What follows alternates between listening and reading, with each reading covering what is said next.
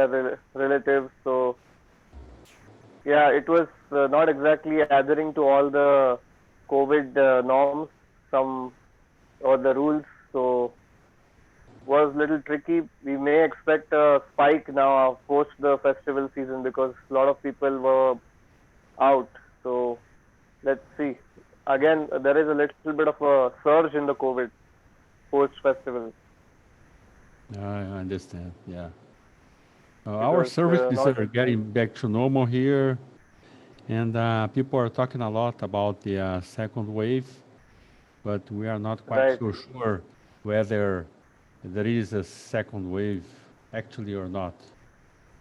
So we gotta be right, still very careful and uh,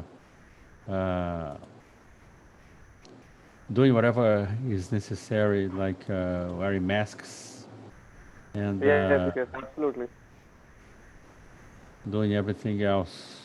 So that's the way to do. right, And right. I think Aishwara, how you doing, Aishwara? Hi, sir. I'm doing great. How are you, sir? I'm fine, thanks. You gave a very good idea for next week, so we could give a talk of about genetics. Yes, sir. This is very good. And who is going to speak on that subject? So we have a Dr. Rajkumar, who's a clinical geneticist of Aditya Jyot Eye Hospital. So I have already contacted him, and he said he would like to give a talk on genotype, phenotype, pedigree charting, and its importance in ophthalmology, genetics of Uh, this, retinoblastoma and RP. yeah, this is very interesting. We had this RB lecture recently into our service for people from Zoom. That was cool, but of course we had something on genetics, but not very much so. And I think we should learn this part too, and it's important for the residency programs to get to know uh, deeper on that. I think it's interesting. And I will start, JDeep. Very interesting discussion Sure, on macular hole. We all do macular hole surgeries, and right, things have changed a lot since years ago. I remember when I did my retina fellowship uh, in Toronto back in 1997, a long time ago. And at that time, people were starting to think of ILM, but not very much so. But the regular way of doing the macular hole surgery was put. And I remember into the OR with Dr. Deveni, he used to centrifugate the blood and mm-hmm. put the blood over the macular hole after the Yeah, vitrectomy. So in yeah, that sense, autologous, yeah, okay, yeah, people mm-hmm. still do that, and the Right, hole right, right, uh, closed, and he had a higher percentage of closing the macular hole. And by the time I was leaving the retinal fellowship there, people were starting to peel the ILM, and so I'm right, gonna put on some slides here. We realized sure, that removing the ILM increased a lot the likelihood of closing the macular hole. So I think most people today do macular hole surgery with the ILM peel. And there are far more techniques because, you know, different ways of taking care, and that's what I want to show you. So I will let me share here my screen.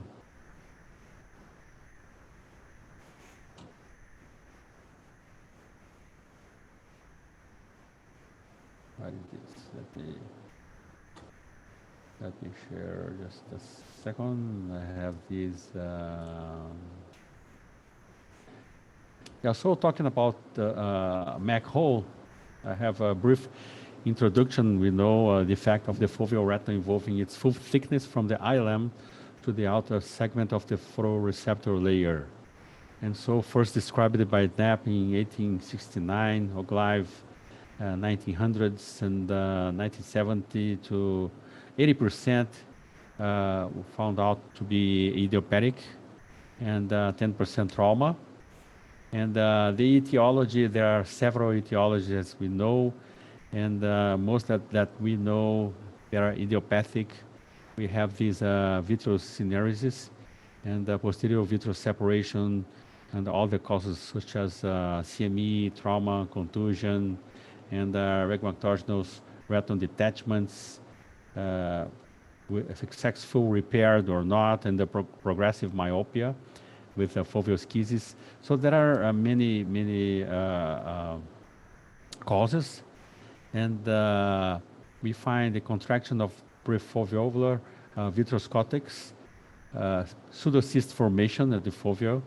The dehiscence and of pseudocyst in the Miller cell cone leads to full thickness macular hole, contraction of the internal limiting membrane. And traumatic, as we know, for the results are not as good as the idiopathic macular holes after surgery, but they still close. Some of them are large, and we have techniques for that. And as you see here, the importance of removing the ILM, as we know that it could cause contraction, but even though it seems not to be in some cases, but when we remove the ILM, the outcome is a lot better.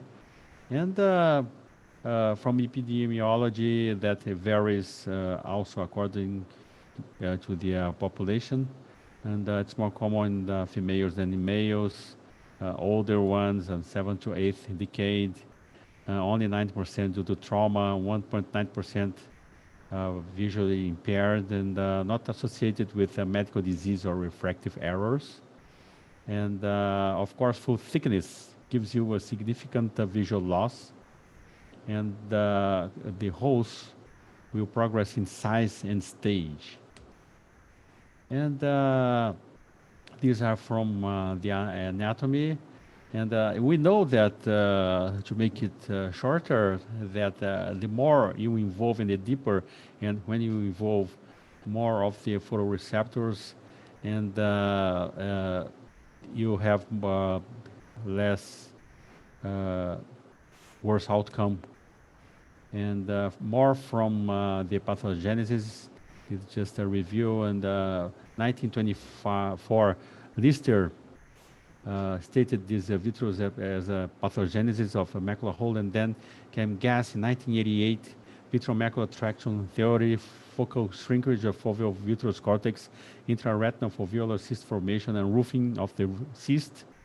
And so the cyst was there, and we have also the hydration theory, post-hyaloid traction of the fovea, tearing in the fovea, seepage of fluid vitreous into spongy layers of the macula, a cavity in the inner retina, enlargement of hole spread to the outer retina, and swollen retina remains elevated and retracted.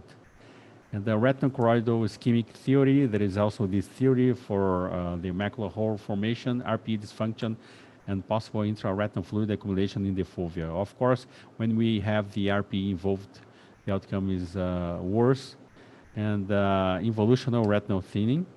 And this is interesting to see, Aishwara and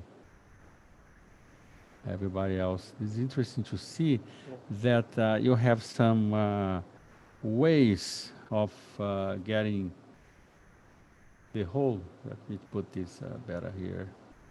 And if you have, like on the slide and the writings above, normal retina, and then you have a centripetal traction of the epiretinal membrane, then you could have a pseudo-macular hole. And with the progression of the epiretinal membrane, the tissue progression, and then you could get a lamellar macular hole. And with the dehiscence of the outer retinal tissue, a full thickness macular hole. The other way around, from above here to the right, disruption of the foveal cyst or anterior posterior traction, vitreomacular traction, formation of inner retinal cysts, or tangential traction, as we know more, epiretinal membrane, partial PVD with eccentric vitreoretinal adherence. And then you could have dehiscence of the outer retinal tissue. And this with a anterior posterior traction, vitreofoveal traction of the partial with a partial PVD. And then you get this macular hole in total. And of course, the visual acuity drops from the evolution that could happen with the formation of the macular hole. So these are our mechanisms, and we have the old but still good classification for the macular holes: stage 1, stage 2, stage 3, and there's the stage 4. And you see this perifoveal PVD, yellow spot or ring contraction in the stage classification stage 1. Split miliar cell cone, foveal pseudocysts, not full thickness, metamorphopsia, the symptom happening. Visual acuity is still good, 20/40, and full thickness hole, 30%, partial thickness, they stay same, but 50 show improvement. So that could get better, well better into this stage, unless it goes to stage 2, eccentric or oval full thickness, less than 400 microns, the macular hole. Visual acuity now is from 2050 to 2080, 74 progress to stage 3. And the stage 3, we have a larger hole, more than 400 microns, and foveal edema surrounding the neural retinal rim detachment, operculum, ILM, miliar cell cone, Hanles layer, and cone nuclei. And the visual acuity now here is at 2000 to 2400. And of course, stage 4, then you have the complete vitreous separation and the full thickness macular hole. And it's interesting that at this time, when they published, Kelly and Wendell, in 1991, the vitreous surgery for idiopathic macular holes, and that the results of their pilot study by Neil, Kelly, and Wendell, Robert, the Archives of Ophthalmology in 1991. This paper was very interesting. So there was not a real treatment at that time for the macular hole that used to be observed, the PVD to be observed also at the slit lamp, because we did not have an OCT at that time, and maybe ultrasound could well show the PVD, but they guess advised for his classification and observing the PVD, and we knew that the PVD protected against the macular hole, and from the knowledge learned from Professor White-Lamps in Toronto back years ago, we know that the patient that has a PVD already in the fellow eye, the chances of him getting the macular hole are far less, because the PVD is already there, so you don't have very much traction on the macular surface. So the development of macular hole in the fellow eye of one eye that has a macular hole, the other eye has this PVD is far less. And 60% success rate with vitrectomy and gas. But they did not talk about the ILM. And so everybody tried the surgery. The success is variable. And by the late 90s, and still we had this, as I mentioned at the beginning of this talk, I went to Toronto for my retinal fellowship after I did a fellowship here in Brazil. I went there for another retinal fellowship with my professor, White-Lam, and Dr. Diveni. I was with him in the OR, and he still centrifugated the blood, and also thinking of blood, we have here platelets, but this blood was put on the macular hole surface, and the macular hole closed more. But then 1 year later, people started to try the ILM peel, and that was interesting. on those times that we know that we have to ask the patient to stay in the face down positioning, but there are more works saying that it's not 100% necessary. And even Linkoff, I watched Linkoff's lecture many years ago in an American Academy of Ophthalmology. I guess I remember it was in Orlando. He was saying that without positioning, you could well close the macular hole. But interesting is that by that time, people tried and people started doing the surgery when they're facing down, and things started to work. And this is why it's interesting to show that not for faint-hearted. Of course, you need very good technique and good forceps and patience to remove the ILM, because used to be almost invisible. Well, of course, it's translucent, but if you have the appropriate dyes, and then you can well see the macular hole. And as we discussed this, JDIP, I remember we started with myself, and in Canada as well, we started with ICG, with the dye of ILM. That was cool. And many years ago, I switched to Brilliant Blue, which I used until today, and I like Brilliant Blue because it stains very well the ILM for me. And we increase the chances of getting the hole closed by 90% or more, as we know. And this is other slides from Ryan to show the stages. On the right, you see 1A, 1B, and then this compares with the stage 2, less than 400 microns. And then you have stage 3, more than 400 microns, the pathology, and 4 full thickness macular hole. As you know from gas books, this is a very famous and known picture.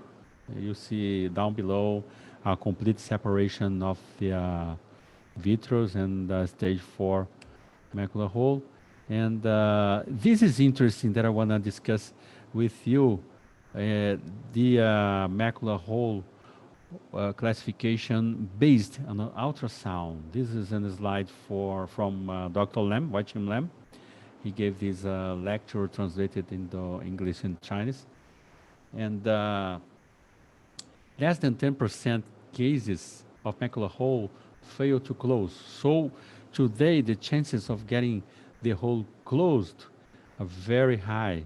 Stage 4 with PVD, large macular hole over 400 microns, myopic degeneration, chronic macular hole, and the non-idiopathic secondary macular holes, they might give you more work and less chances of getting it closed.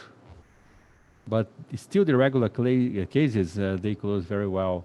And interesting that the OCT-based classification from 2013 shows that the OCT classifications, they don't take into considerations the gas classification, partially, of course, but not the first stage 1. They don't have the stage 1. They have the from the stage 2 on, the vitreomacular traction that should be less or equal 1 disc diameter, and then this traction, small one, the epiretinal tissue on the whole area. If you have a very small full thickness macular hole, less than 250 microns, you could well observe, because it might spontaneously close. It might not close, but it could spontaneously close. If you have a very small full thickness macular hole, less than 250 microns, with some vitreomacular traction less than 1 disc diameter, 1500 microns, and or 1.5 millimeters. And these pharmacological vitreolysis, biocryplasmin, I have never tried this, but we had Many people here in Brazil starting and then doing for a while, and then after some months, people discontinued, but that could well work to dissolve and to detach the posterior vitreous and make the surgery easier, and also helped by numeric vitrolysis with C3F8 or SF6 and positioning. And these are techniques that could still be used, but just for historical point of view, we mentioned, but not very many people used to do that, including me. And if you have the full thickness macular hole more than 250 microns, or vitreomacular traction, and then a vitreomacular traction more than 500, 1,500 microns, and then it requires surgical intervention. And so it's good that you have today the OCT to look at the macular area and decide on whether doing the surgery or not. And this is just repeating what we said. And I collect this slide to show you that it's important that you see your patient and measure the visual acuity. In the past, people used to take into consideration the visual acuity. If it was good, they could better wait. But today we have more things to look at. We have the ultrasound, we have the other eye, we have the fellow eye, we have the shape of the hole, we have the evolution. So we might not be waiting too much if you have an OCT showing that the macular hole is over 250 microns and it's getting larger, and if you have over 1,500 microns, the vitreomacular traction. So we have the Watzke-Allen test. I still use it to show the residence as well, because you could well differentiate between the macular hole and the pseudo hole.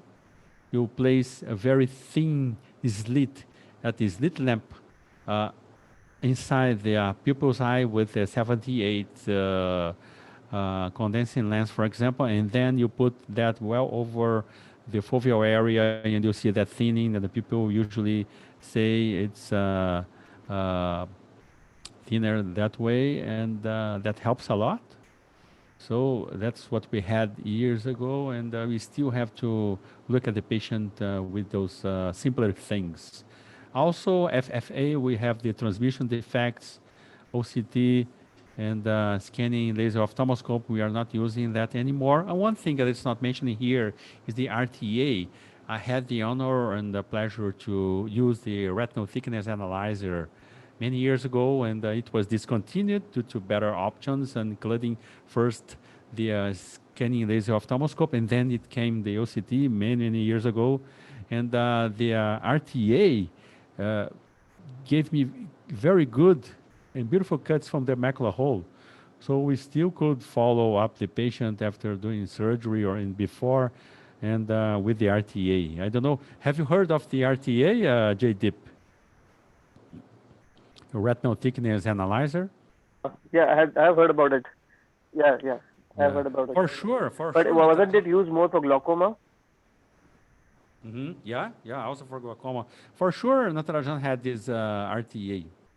He probably has some in some room and without being touched anymore, because you know, it's something historical. But it was good. No, Right, absolutely. I understand why people just discontinue that so fast. And so differential diagnosis that we went over that, so the whole foveal RPE atrophy, CME, and drusen, and more, and especially lamellar macular lesions. And as we discussed on the visual acuity, you drop the visual acuity with the evolution of the macular hole, and if you have stage 1, you have some metamorphopsia, and then stage 2 and 3, and things get worse. And you could see with indirect ophthalmoscope or direct ophthalmoscope. Of course, I only use the indirect those days, and the appearances of the macular hole. and the biomicroscopy makes it easier. And as we were talking about dyes, I prefer brilliant blue. What do you prefer? And JD Panchwara, using the ICG or brilliant blue? No, we use brilliant blue. I think ICG has been discontinued by everybody, and I probably think post 2009-10 onwards, nobody has been using ICG because of the toxicity. Yeah, I know that in some countries, as I mentioned here, with us talking in different lectures. In Hong Kong, for example, Dr. Lam cannot use the ICG. He cannot even use the brilliant blue because of these toxicity concerns.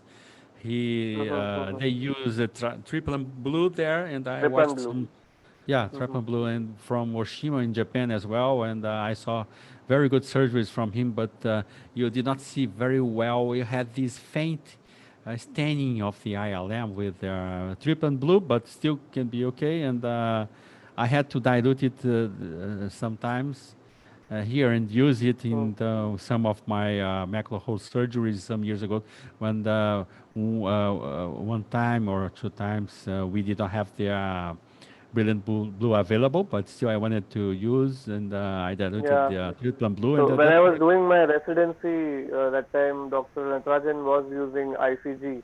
I think way back in 2006, 7, those days. So subsequently, I think post 2009, we stopped using this ICG yes. and switched to brilliant blue.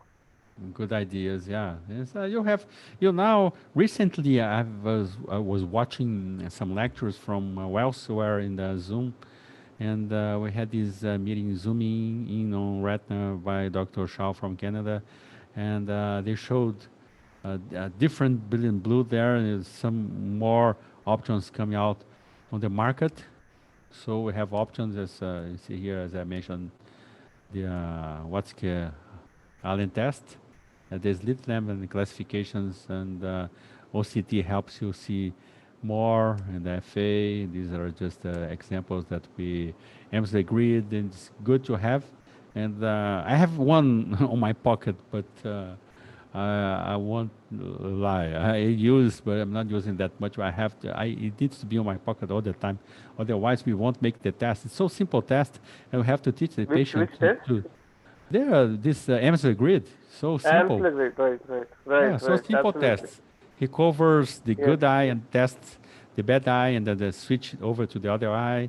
It takes. It's very good for AMD, and we have to teach the patient. Of course, we have 4C home. You have a lot more uh, things to do, but not very many people, especially people that cannot buy these things and be included in the studies. They have to use the Amsler grid, and we went over already the differential diagnosis, and many studies, occur plasma in Vitrea.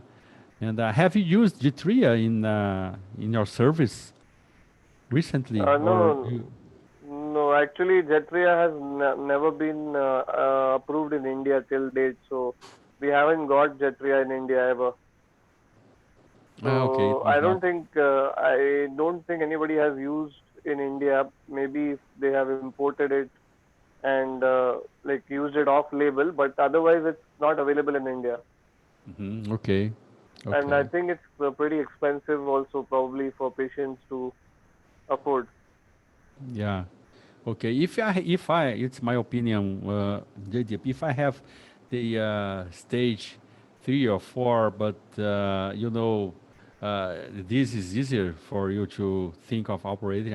Wouldn't wait much, but you have the transition from 1 to 2, and if you look at the OCD classifications, if you have this stage with the whole 250 microns, Hmm. with still some Right. macular adherences and adhesions and tractions there, but not very much, with good visual acuity. I would wait, but not very much so, because I have followed, and I will show you a case where we followed the patient's retina and the fellow eye, And actually, we did the operation for the macular hole of one eye, and then we just kept following up the other eye. And this other eye had exactly like this, had this vitreomacular adhesion, but not very much. And then he developed the lamellar, and then came to a full thickness macular hole. So we had to operate. So I myself, I don't wait too long. And Right. so Yeah. yeah, we have to think of other things, and for stage 2 or higher, one lamellar holes, maybe we could, because if you have a lamellar hole and traction that comes out with the PVD, and that could well close spontaneously. But it's not very common, but happens, and we have many cases, and many people show Yes. in lectures spontaneous closure of macular holes. Spontaneous closure. Yeah. Yeah. It's absolutely possible. So as you said, smaller holes, probably less than 200, 250 microns. You can observe for some time just to see if they are closing on their own. Yeah, also counterindications for surgery. The best timing it's usually less than 1 year. Of course, I usually tell my fellows that 6 months less. But then, if the staging is okay, and I will go right away for the surgery, I wouldn't wait much.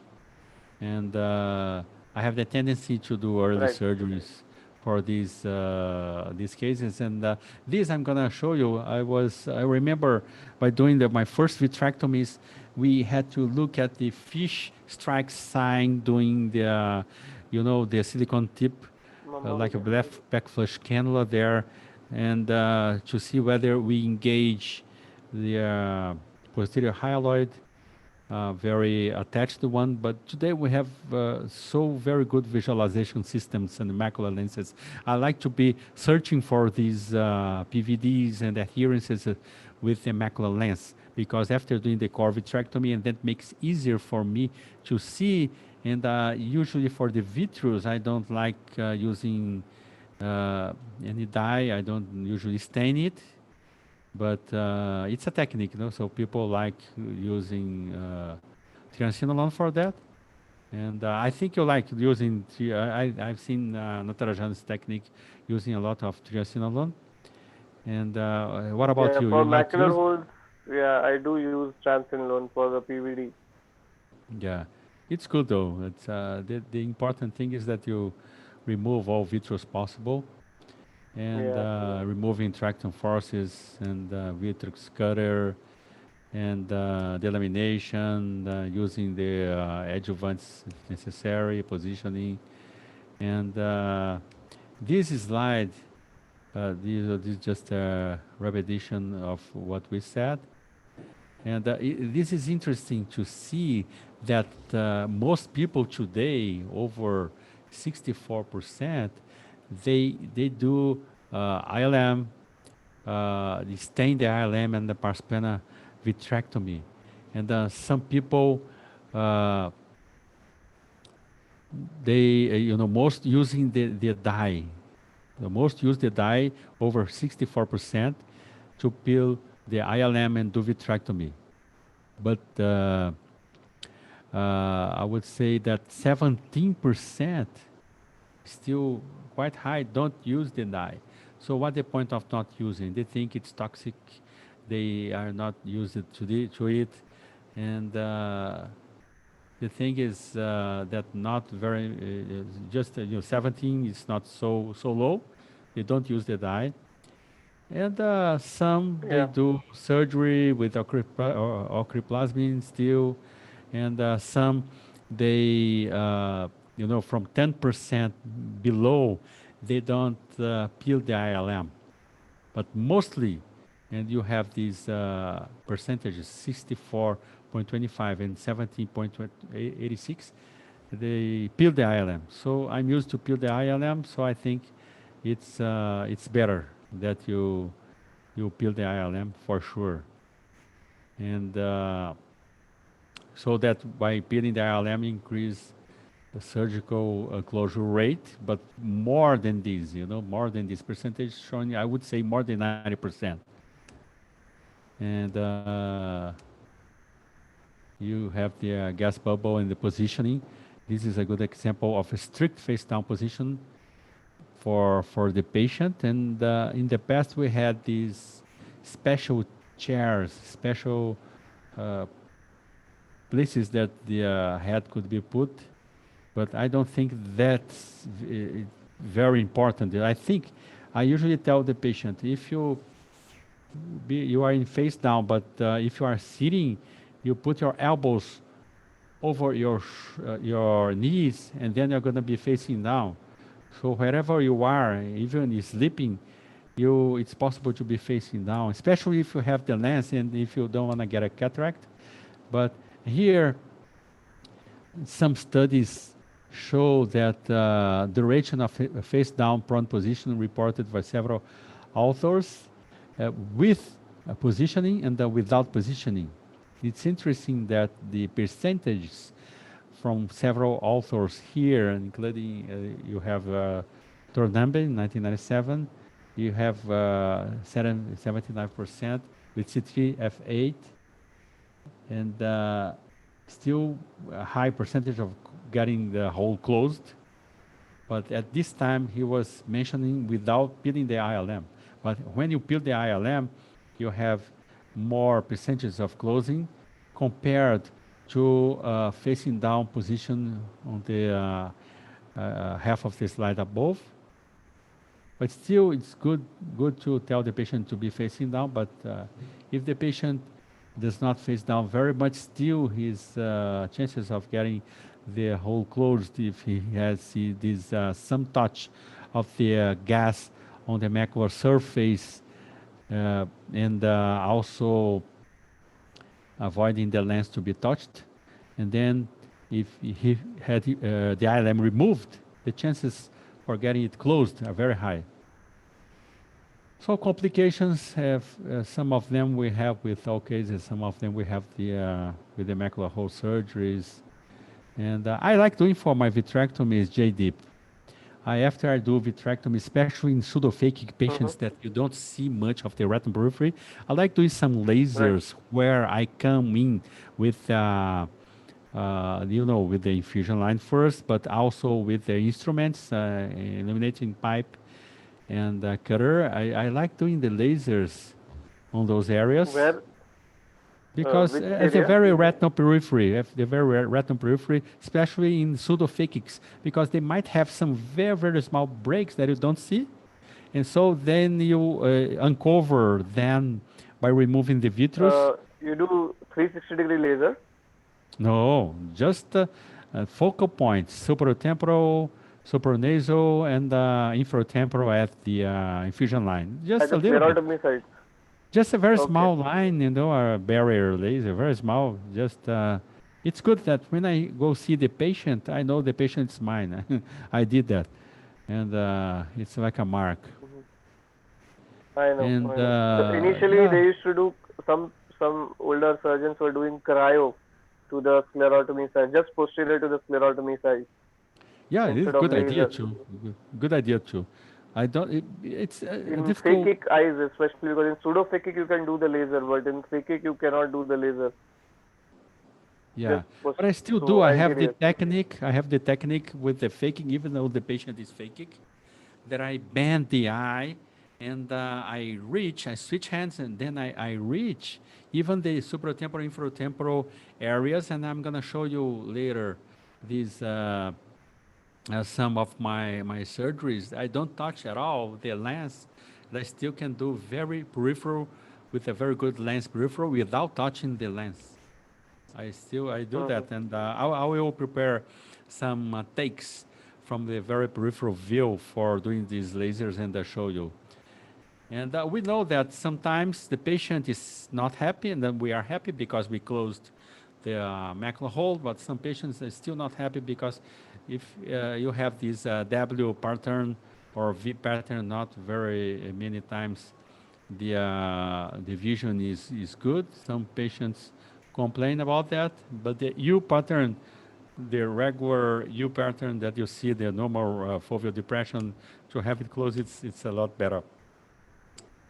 And so about reoperation, we have many statistics, and the shorter time you have to decide whether you reoperate the patient or not.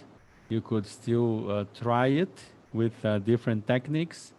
What is your preferable technique, JDIP? If you have the hole open, it did not close, you did everything well, but the hole was a little long-standing, so it did not close, even though the patient did face positioning. The the hole was pretty large, and it did not close at all. What is your preferred technique to get back to the surgery? Uh, See, basically, if it is, if I'm sure that I have peeled the ILM well and the hole is still open with elevated edges and some edema at the edges, then I would just try injecting gas Okay, and a good idea. positioning, gas and positioning. And if I'm not sure if the patient has been operated somewhere else, then Okay, I would go in and do the repeeling of the ILM and probably try to do the inverted flap or the ILM flap and put little longer, long-acting gas like maybe C3F8 instead of F8, SF6. yeah. Yeah, Yeah, I do that too. Yeah, I do that too. And maybe for large macular holes, I do that straight in the first, first vitrectomy. yeah. That is Yeah. true. That is what I do. So I am not come across many cases of mine where the hole has not closed. I mean, either it closed by type 1 closure or type 2 closure, but generally it closes. So very rarely, I don't remember a case where it remained open. Yeah, okay. And you see, we are today, it's November 24th. 10 days ago, this article was published into Modern Mm-hmm. Retina. And by Linda Charters, she was mentioning here Tamer Mahmoud. Interesting the Mm-hmm. trend, at least from his cases, and I've watched some of his lectures into some meetings, zooming in on the retina, and also presentially he came to Brazil, and we've met in American Academy or retina international congresses, and about autologous retinal transplant. This is very Mm-hmm. interesting. And he mentions that autologous retinal transplant for macular holes are relative new procedures providing anatomic hole closure in the vast majority of cases of large macular holes, as well as Yeah, increases in visual acuity. And I when we think talk about, I've seen his videos. So I think yeah. So he does. He's taking autologous retinal tissue from the periphery and then transplanting it into the macular hole. yeah, it's interesting that we know that that works anatomically, but then they Yeah, are sincere here to say that increases in visual acuity.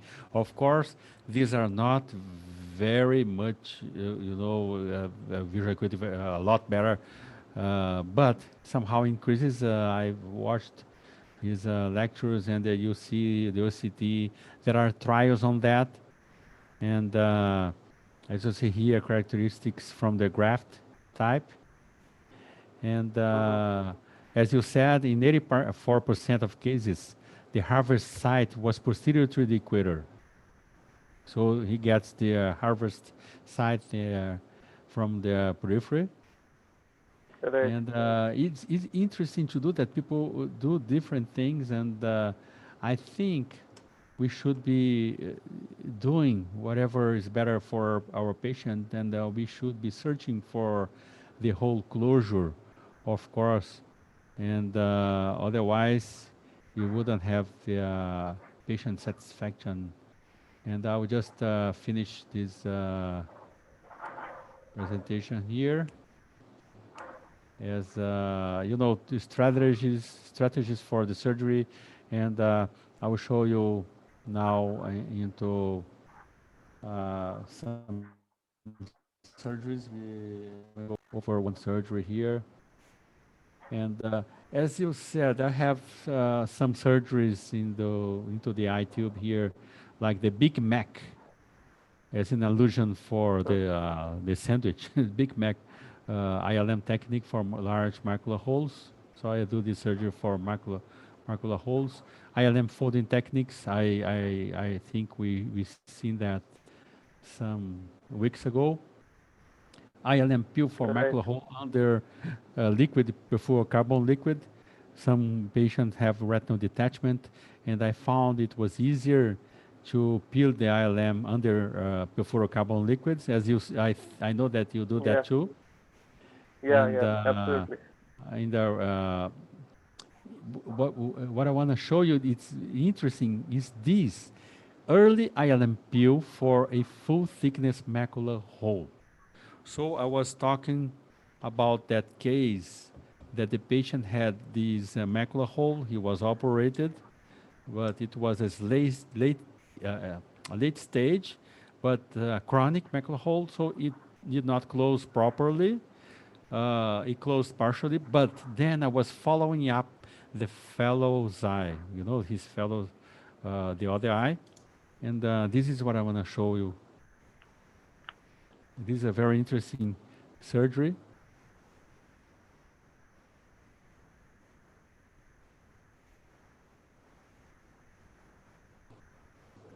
Early limiting membrane peel for full thickness macular hole. These are the preoperative exams. The patient was asymptomatic. There was an incomplete EV. The moving OCT was pretty normal despite that. 11 months later, the vision dropped. A full thickness MAC hole was displayed in the OCT. A comparative OCT before and after the symptoms showed the actual defect. The moving OCT now shows its extension and irregularity. The hyaloid now is completely detached. The surgery was performed 4 months after the initial diagnosis. An air fluid exchange was performed after the core vitrectomy, where the vitreous was very gently removed, thus avoiding traction during the procedure. ILM peel was next after staining the internal limiting membrane with red and blue. The ILM was removed in a clockwise maneuver to completely relieve the traction around the macular hole. We emphasized that we were extra careful not to go too deep, nor to tear the ILM too fast. These good outcome patients, and especially the fellow's eye situation, must take the procedure longer, and it pays off. We decided to go a little further so as to grab the temporal area to avoid any scaffolding formation in the post-operative period. Some endolaser was performed to actually prevent any iatrogenic holes that could have been created in the very periphery. Another AFX was next, and that was about it. The post-operative OCT footage shows the complete closure of the macular hole. A comparative post-op OCT with the preoperative one displayed the normal anatomy resulting from the procedure. The visual acuity got a lot better, almost 3 lines, and the patient was happy with the procedures because she did not see no more distortions, even though the OCT seemed to show some rearrangement in the outer retinal layers, hoping will stabilize with due time. Thanks a lot for your attention. You see that interesting, very interesting case, J. Deep, Yes. that I was telling you that I don't like long to decide on the surgery, but this case, the patient already had this macular hole in one eye, and he was operated, but because it was so chronic, it did not close properly. But then this eye that I showed on the video was the fellow eye, and Right. in a year from in between our follow-ups, he developed his metamorphopsia distortion and the macular hole. So we operated him. He was 2070. He got 2050. So actually, he was 2030, 2040, and then he got 2070 very fast. And then we did a surgery, and he was, last time I saw him, he was 2050. But the anatomy was a lot better with the hole closed. Of course, some distortions at the transition uh, area there, and photoreceptor, still some distortion, but then I think he's getting better. So I like doing early surgeries because if we wait too long for, especially in one-eyed patients, so we could waste time. Yeah. So do you Yeah. like operating earlier, or you still wait? And how long do you like waiting before deciding to go for surgery, JD? Well, if I get a full thickness macular hole, I generally don't wait. Now I I would don't know. advise surgery right away. I think I'm not here. Just a moment. Let me turn this. Okay. Okay. Could you repeat that for me, JD? Yeah. Can you hear me? Now okay. Yeah, it's okay now. Yeah. So generally, if I see a full thickness macular hole, then I would immediately operate because I wouldn't wait. Even if the vision is almost 20/20, like anything less than 20/20, maybe 20/30 onwards, I will operate. Because Mm-hmm. as you said, most of them, in our experience, we have seen that they will progress and the vision is likely to drop. And then if you operate later, the recovery of vision, anatomical success is always good, but the vision recovery is definitely less. So I don't generally wait. I immediately advise surgery, even if it is just about 20/30 vision or 6/9 vision. If it is 6/6 vision, then, and if it's a small hole like less than 200 microns, we may give a month or two just to see if there is spontaneous closure. Otherwise, Mm-hmm. if it's a little larger hole, I would immediately advise surgery. And as you have described, I have had many such cases where one of the eye has had surgery done and it was a chronic hole, and although the hole closed, the vision did not recover, and the other eye develops the macular hole, and we operate immediately, and the patient is almost 6/6. In so many of my cases, they are about 20/20 or 20/30 if we Mm-hmm. operate early in the other eye. Yeah, yeah. Yeah. So We should not I wait. follow the same way. I would not wait. Yeah. I was, as a preventative thing, it's interesting that I used to play judo and wrestling since I was born very early, and then I got this Right. ultrasound into my own eye, and I saw a line. I saw this PVD, and I was so happy because in the judo throws you fall here, you fall You there, fall. and I Hmm. might have developed this posterior vitreous separation years ago, so that decreased my chances of having the macular hole. I was happy about Okay. it. I did my own Great. test. I did Okay. a self-test. That's interesting. Right, right, right. But I have one question for you. I mean, just what is your experience like? There are certain cases where you operate and the macular hole does close, but they end up with slightly worse vision than what they came with. Have you come across something like that? Yeah, sometimes that happens. Yeah, There is RP but atrophy, and yes, or there are yeah, could unknown be causes better. of But I vision have loss. that thought. Most of my cases, if they get worse, it's because of two reasons. One is probably the patient had some cataract and the cataract got worse, and then I refer the patient or I operate myself for cataract surgery. This is one thing. The other thing is Right. that this case, the patient was so much happy because even though he was 2030 or 2040 before surgery, but then he developed very fast his this PVD and hole, and we did not wait too much to operate, and then he got 2050, 40 to 50, but it's still not as good as it was before. But he was happy, even though we saw in the anatomy and the OCT. I'll have to give an update on the OCT, and I think it's better today.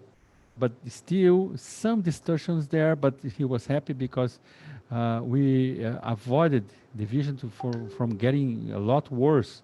And your question is that should we get sad about that? I don't think so, because most of the cases we are happy because we close the hole, but not all patients are happy because we have these intrinsic changes and retinal structural changes, and my experience is that most of my cases they get better, but some of them did not get as good as that could be because of individual differences between the patients, among the patients.